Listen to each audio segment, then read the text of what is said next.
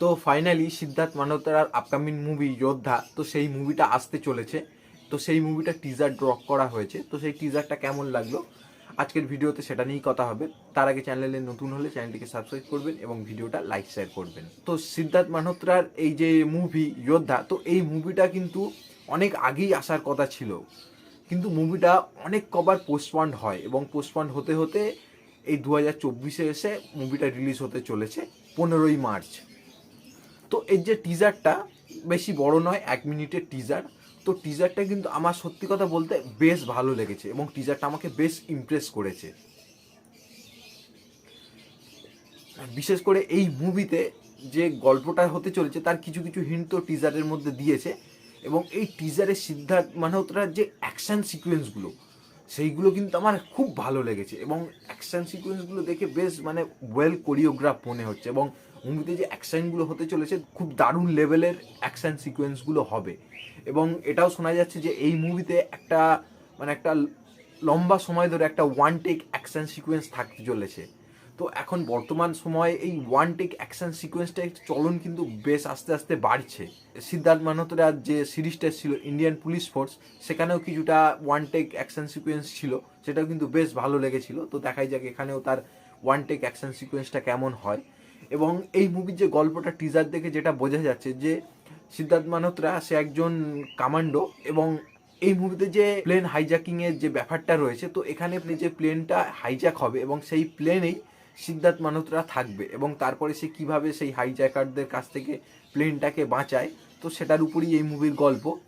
এবং তবে টিজারটা দেখে আরও একটা জিনিস যেটা মনে হলো যে এই মুভিতে কিন্তু একটা প্লেন হাইজ্যাকিং থাকবে না, এখানে হয়তো দুটো হাইজ্যাকিং দেখাবে মেকার্সরা।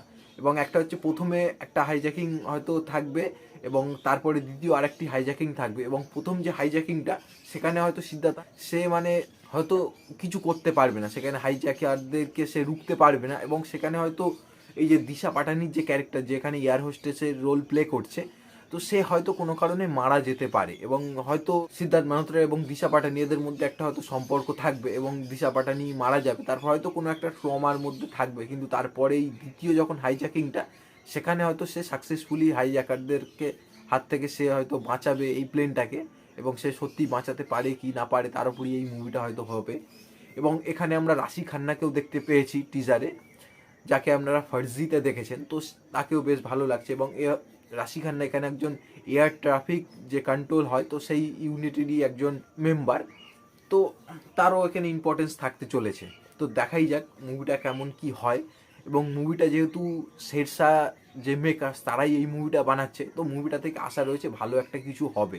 শেরশাহ মুভিটা খুব সুন্দর বানিয়েছিল, তো এই মুভিটা আশা রয়েছে ভালো একটা কিছু হবে। এবং টিজার দেখে আমার কিন্তু বেশ ইমপ্রেসিভ লেগেছে এবং বেশ ভালো লেগেছে টিজারটা। তবে এই টিজারে একটা জিনিস যেটা খামতি লেগেছে সেটা হচ্ছে সিদ্ধার্থ মালহোত্রার কোনো ডায়লগ নেই এই টিজারে। তার যদি একটা দুটো কোনো একটা ডায়লগ থাকতো বা একটা ভালো রকম একটা পাঞ্চ লাইন থাকতো, যেমন ঋত্বিক রোশনের ফাইটার মুভিতে যেমন কিছু কিছু ভালো ভালো ডায়লগ ছিল, তার অনেক টিজারে টেলারে ইউজ করেছে, তো সেরকমই অন্তত একটা ডায়লগ টিজারে রাখা দরকার ছিল সিদ্ধার্থ মালহোত্রার, তাহলে টিজারটা কিন্তু আরও জমে যেত।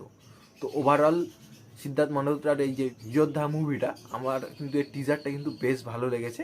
তো আপনারা যারা টিজারটা দেখেছেন আপনাদের কেমন লেগেছে তো সেটা কমেন্টে জানাবেন এবং ভিডিওটা লাইক শেয়ার করবেন। ধন্যবাদ।